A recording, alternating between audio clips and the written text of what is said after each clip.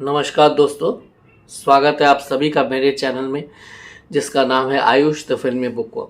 बहुत दिनों बाद मैं एक फिल्म रिव्यू लेकर आपके सामने हाजिर हो रहा हूँ। काफ़ी दिन हो गए मैंने कोई फिल्म रिव्यू नहीं दिया, लेकिन इस फिल्म को देखने के बाद मुझे लगा कि इस फिल्म का रिव्यू करना चाहिए, क्योंकि इस फिल्म में ऐसी कई चीज़ें हैं जिसको लेकर मैं बहुत खुश हूँ, और ऐसी दो तीन चीज़ें हैं जिसको लेकर मैं बहुत ज़्यादा खुश नहीं हूँ। तो एक बैलेंस सा है मेरे थॉट प्रोसेस में इस फिल्म को लेकर, और इसीलिए मुझे लगा कि ये फिल्म रिव्यू करने लायक है। इस फिल्म का नाम है शैतान, जैसा कि आप थंबनेल देखकर समझ ही गए होंगे। और इसके मुख्य कलाकार हैं अजय देवगन, ज्योतिका और माधवन। इसके अलावा जानकी बोडीवाला और अंगद राज भी इस फिल्म में हैं। जब इस फिल्म का टीज़र और ट्रेलर आया था तो मुझे पता नहीं था कि ये एक गुजराती फिल्म वश का रीमेक है। हालांकि वश के बारे में मैंने सुना था और थोड़ा बहुत उसके कंसेप्ट के बारे में मुझे आइडिया था, लेकिन मुझे पता नहीं था कि उसी फिल्म का ये रीमेक है, और एक फेथफुल रीमेक हम इसे कह सकते हैं, कुछ सीन्स या कुछ प्लॉट पॉइंट्स के अलावा। तो आइए देखते हैं ये फिल्म मुझे पर्सनली कैसी लगी। उससे पहले फिल्म की कहानी मैं आपको थोड़ा सा बता देता हूँ। ट्रेलर देखकर ही आप समझ गए होंगे कि ये बेसिकली एक हॉरर फिल्म है, and it's doubling up as a house invasion story. मतलब कि कोई आपके घर में घुस आया है और वो आपको डरा रहा है, धमका रहा है अपने किसी उद्देश्य को पूरा करने के लिए। इस तरह की फिल्में हॉलीवुड में बहुत बनती है, हॉलीवुड में हो या यूरोप में हो, ऐसी फिल्में बहुत बनती हैं, और ऐसी फिल्मों का एक अच्छा खासा डिमांड भी है। एक माइकल कीटन की फिल्म मैंने देखी थी कुछ 18-20 साल पहले, सीडी पे देखी थी। वो भी कुछ इसी तरह के हाउस इन्वेशन पे आधारित थी। पर यहाँ पर डायरेक्टर विकास बहल और स्क्रिप्ट राइटर्स ने जो मास्टर स्ट्रोक खेला है वो ये कि इस हाउस इन्वेशन के साथ एक हमारे देश में जो तंत्र मंत्र की प्रथा चली आ रही है उसको बहुत अच्छे से इन्होंने एक मिक्सचर किया है, एक मिक्स किया है। तो यहाँ दिखाया गया कि एक बहुत ही खुशहाल फैमिली है। कबीर एक चार्टर्ड अकाउंटेंट है, उसके 2 बच्चे हैं, एक टीनेजर लड़की है जो करीब 17-18 साल की है, और एक 9-10 साल का एक बच्चा है। ये वीडियो एडिटिंग में काफ़ी माहिर है। तो इनको लेकर वो लोग उत्तराखंड में किसी जगह पर रहते हैं, और एक दिन ढाबे पे उनकी मुलाकात एक अजनबी से हो जाती है जिसका नाम है वनराज। उनके साथ वो थोड़ी बहुत बातें करते हैं और फिर अपने अपने घर लौट जाते हैं। उसके बाद वो देखते हैं कि वनराज अचानक उनके घर में दाखिल हो गया है, और वो ये क्लेम कर रहा है कि उसने उनकी बेटी जानवी को अपने वश में कर लिया है। उसने क्यों उनकी बेटी को वश में किया है और वो क्या कहर ढाता है इस पूरे फैमिली के ऊपर, कुल मिला के इसको लेकर ही फिल्म की कहानी है। अब मैं बताता हूँ मुझे इस फिल्म में क्या क्या चीज़ें अच्छी लगी और क्या वो चीज़ थी जो मुझे उतनी अच्छी नहीं लगी।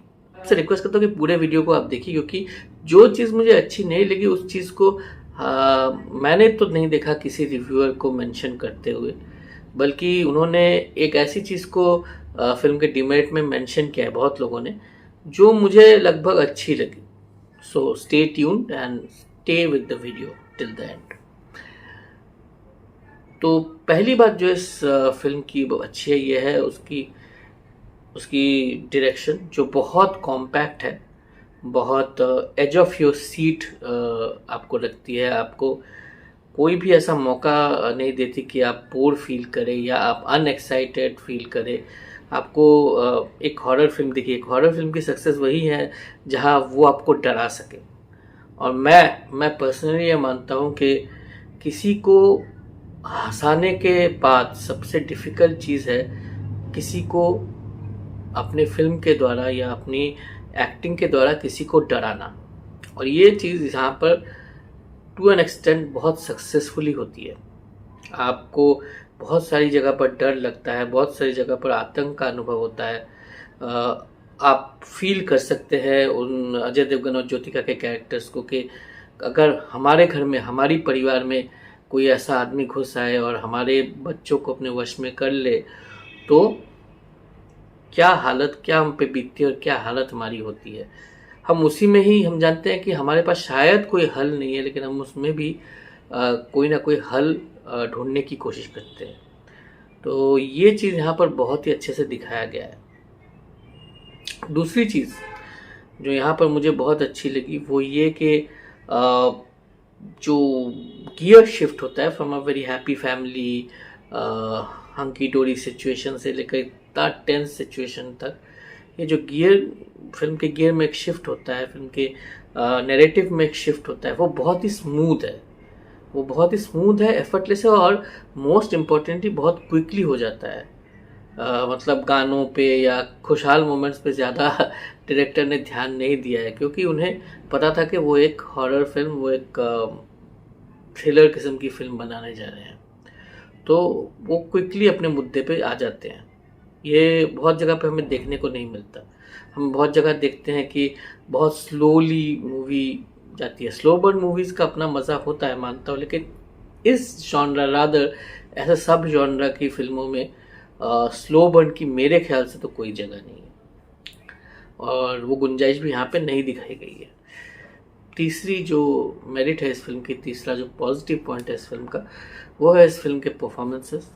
अजय देवगन वो तो अब काइंड ऑफ थोड़े से टाइपकास्ट भी हो गए हैं कि एक बेटी जो मुश्किल में फंस गई है या किसी मुश्किल सिचुएशन में फंस गई है, वो उसको उसका बाप किस तरह से प्रोटेक्ट करता है। शिवाय से शुरू हुआ था, दृश्यम पे पिनाकल पे गया, अब और बड़े पिनाकल पे इस शैतान में गया। यहाँ पे वो अपनी बेटी को प्रोटेक्ट करने के लिए कुछ भी कर सकते हैं, इस तरह का कैरेक्टर दिखाया गया है। और मतलब अजय देवगन जो है, उनकी फेशियल एक्सप्रेशंस या उनकी असहायता, उनका गुस्सा, उनकी फ्रस्ट्रेशन,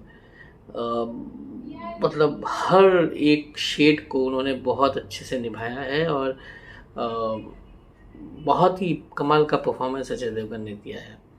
ज्योति का उनके पास ज़्यादा डायलॉग्स नहीं थे बोलने के लिए, जहाँ जहाँ अच्छे एक्सप्रेशंस देने की गुंजाइश थी उन्होंने कोई भी कसर बाकी नहीं छोड़ी है। उन्होंने उनकी जो आइज़ है वो तो बहुत एक्सप्रेसिव है। ये तो मैं वो 98 में उनकी फिल्म आई थी डोली सजा के रखना, तब से ही मैं देख रहा हूँ, और बहुत ही ब्रेव्यूरा परफॉर्मेंस उन्होंने दी है। एक दो सीन पे उन्होंने थोड़ा बहुत एक्शन भी किया है, और हर सीन में वो बहुत कन्विंसिंग लगी है। एक माँ के रोल में वो बहुत ही कन्विंसिंग लगी है। ट्रम्प का हर मूवी में कोई ऐसा होता है जो जिससे आप बहुत ज़्यादा उम्मीदें नहीं रखते हैं, या जिनके अभिनय के स्किल्स के बारे में आप उतना नहीं जानते हैं, लेकिन वो आपको हमेशा सरप्राइज करते हैं। तो इस फिल्म में ये काम किया है जानकी बोडीवाला ने। इन्होंने ही वश में भी, मतलब गुजराती वर्जन में भी यही रोल किया था, सेम रोल उन्होंने किया था, यहाँ पे उन्होंने रिप्राइज किया है। And she is just amazing to watch. उनका जो रोल था सबसे क्रिटिकल था, सबसे टफ था। तो एक हिप्नोटाइज्ड लड़की का रोल जो है उन्होंने बहुत अच्छे से निभाया है। एंड देयर आर मोमेंट्स जहाँ पर you feel pity for the girl, and there are moments when you are angry with the girl, लेकिन वो हमेशा अपने आप को आपसे जोड़ के रखती है। एज एन ऑडियंस आप हमेशा उससे जुड़े रहते हैं, उसके कैरेक्टर से जुड़े रहते हैं अंत तक। तो इतना बड़ा एक इम्पॉर्टेंट रोल उनको बॉलीवुड में मिला है उनकी पहली फिल्म में, और उन्होंने कोई कसर बाकी नहीं रखी है एक मेमोरेबल डेब्यू परफॉर्मेंस में उसे तब्दील करने में।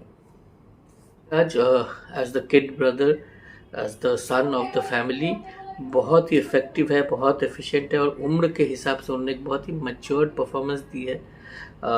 बहुत ही स्पॉन्टेनियस एक्टर है, बहुत ही बड़े एक्टर बनने के पोटेंशियल इस लड़के में इसी उम्र से नज़र आते हैं। तो ये तो हो गए फैमिली के सारे मेंबर्स के कैरेक्टर्स। अब मैं बात करता हूँ शैतान की, जिन्होंने ये टाइटल रोल किया है, मतलब आर माधवन की।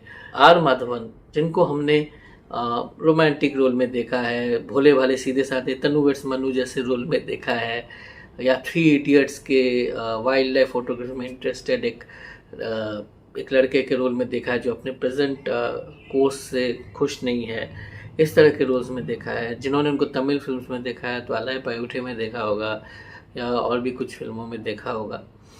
लेकिन यहाँ जो उन्होंने कैरेक्टर किया है, जो उनका कैरेक्टर है, ये सबसे हटकर है। मतलब यहाँ पर एक दूसरे ही माधवन आपको नज़र आएंगे, उनका दूसरा ही डायमेंशन यहाँ नज़र आएगा जो कि बहुत स्केरी है। और उन्होंने इस चीज़ को ना बहुत ही एक स्कूल स्वैग के साथ निभाया है, जो हमें और ज़्यादा डराती है और ज़्यादा मतलब हमारे अंदर गुस्सा भी आता है उनके कैरेक्टर को देखकर, और हम उनसे डरते भी हैं कि यार ये कब जाएगा इन असहाय लोगों की ज़िंदगी से, या इसको कब मारेंगे, ये लोग उसको कब मारेंगे, या कोई भी हो उसको, ये इसकी मौत कब आएगी। इस तरह से आप सोचते हैं उनको देखकर। तो बहुत ही इफ़ेक्टिव परफॉर्मेंस है, बहुत ही कमाल का परफॉर्मेंस है उनका। हाँ, अंत में थोड़ा सा शायद ओवर एक्टिंग की तरफ उनका परफॉर्मेंस चला गया है, पर वो लाउडनेस, वो पिच फिल्म के लिए मेरे ख्याल से ज़रूरी था। तो एक कमाल का परफॉर्मेंस है माधवन का। So I won't be surprised if he gets a couple of awards for his portrayal this year. I mean, he's phenomenal.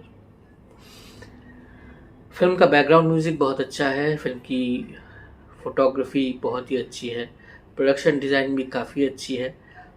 VFX एक दो जगह मुझे थोड़े इनएप्रोप्रिएट लगे, specially for a film of this magnitude, this budget. VFX और भी अच्छी हो सकती थी। एक दो जगह पर पता चल रहा था कि वो VFX है, मतलब रियल सिचुएशन या रियल इफेक्ट। वैसा तो ऐसी एक बजट की फिल्म में नहीं होना चाहिए, इसलिए VFX को मैंने कहा कि और भी बेहतर हो। अब बहुत लोगों को इसका जो एकदम एंड में एक ट्विस्ट है वो बहुत लोगों को अटपटा लगा या बुरा लगा। मुझे सच कहूँ तो उतना बुरा नहीं लगा, क्योंकि उस एंड में, मैं स्पॉइलर नहीं दे रहा हूँ आप लोगों को, लेकिन उस एंड में एक स्वैग है, एक आदमी का एक स्वैग है, और पर्सनली वो स्वैग मुझे बहुत पसंद है। मुझे लगता है कि उस एक्टर के अलावा वो स्वैग, वो जो अदा, वो कर सकता। तो मेरे ख्याल से जो चीज़ें हैं जो फिल्म को और बेहतर बना सकती, वो है एक तो ये जो आदमी कर एक्टिविटी है, मतलब वनराज की है एक्टिविटी, पीछे से जो जो तंत्र मंत्र की दुनिया है, उसके कुछ अपने कुछ थियरीज होती हैं या कुछ उसका मकसद होता है, जो वह कोई वशीकरण कर रहा है या कोई कुछ तरह की तांत्रिक क्रिया कर रहा है, उसका एक, वो लोग कहते हैं इसका एक लॉजिक है, इसके पीछे कोई वजह है। तो उस वजह को यहाँ पे ज़्यादा हाईलाइट नहीं किया गया या ज़्यादा उसको एक्सप्लेन नहीं किया गया है। तो उसकी वजह से मतलब कभी कभी लगता है कि इतना ज़्यादा वो क्यों कर रहा है, इतना ज़्यादा तंग क्यों कर रहा है वो उस फैमिली को। इसके पीछे कोई एक सॉलिड लॉजिक या सॉलिड रीज़न होता तो हम और ज़्यादा हुक्ड होते इस फिल्म के साथ, मेरे ख्याल से। ये मेरा अपना मानना है। और दूसरी जो चीज़ है वो ये है कि कुछ चीज़ें यहाँ पर रिपीटिटिव है। जैसे अपने आप को थप्पड़ मारो, पापा को थप्पड़ मारो, तो जो एक्टिविटीज़ है या जो वो लड़की वशीभूत होकर करती है, हिप्नोटाइज्ड होकर करती है, उसमें और थोड़ी सी वैरायटी,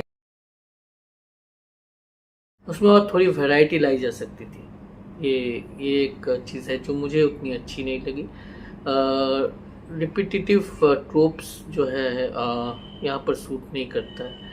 और जो प्री क्लाइमैक्स में है, जो प्री क्लाइमैक्स में दिखाया है, वो बहुत सडनली हो जाता है। उसको थोड़ा सा और कहीं ना कहीं एक ग्रेजुअली दिखाते, ग्रेजुअल प्रोग्रेशन दिखाते, वो थोड़ा अच्छा लगता है। वो थोड़ा अनरियलिस्टिक हो जाता है कि किस तरह से वो अजय देवगन कहाँ, उसको मौके बहुत ज़्यादा मिल गए हैं, कुछ चीज़ें बहुत ज़्यादा दिखाया गया, बाई चांस हो गई है कुछ घटनाएं, तो उन चीज़ों को और थोड़ा सा लॉजिकली दिखा सकते थे तो फिल्म और कॉम्पैक्ट बन सकती थी। But these are small blemishes, these small blemishes or these small negative points aside, I must say that शैतान is an extremely gripping film. ये आपको बांध के रखेगी, आपको डरा के रखेगी और एक दूसरे ही दुनिया में आपको ट्रांसपोर्ट कर देगी। ये मेरा मानना है और आई फर्मली बिलीव कि आप लोग देखने के बाद आप भी लोगों को यही बोलेंगे। तो ऑल इन ऑल, शैतान is a very decent attempt from Bollywood industry, Indian film industry का है, जहाँ से बहुत ज़्यादा क्वालिटी हॉरर फिल्में निकलती नहीं है। और हम जानते हैं, जैसा मैंने कहा, कि हॉरर बनाना, उसको इफ़ेक्टिव बनाना बहुत ही मुश्किल है। थोड़ा सा इधर उधर हो जाए तो वो हॉरर के ट्रोप्स या हॉरर सीन कॉमेडी लग सकती है, जो यहाँ पर नहीं होता है। तो it's definitely a must watch. जाइए, बड़े पर्दे पर देखिए और गेट थ्रिल्ड, गेट स्पूक्ड। तो ये था शैतान का रिव्यू। आपको मेरा ये रिव्यू कैसा लगा, बेझिझक मेरे कमेंट बॉक्स पे आप बता सकते हैं। और इसमें मैं क्या क्या बोल सकता था, या आपको अगर कोई एक्स्ट्रा एंगल इस फिल्म में नज़र आया होगा तो उसको भी आप वहाँ मेंशन कर सकते हैं। It will be a good healthy discussion between me and you all. Bye bye, take care, good night. फिर जल्दी हाजिर हो जाऊंगा और एक वीडियो के साथ। अपना ख्याल रखिएगा।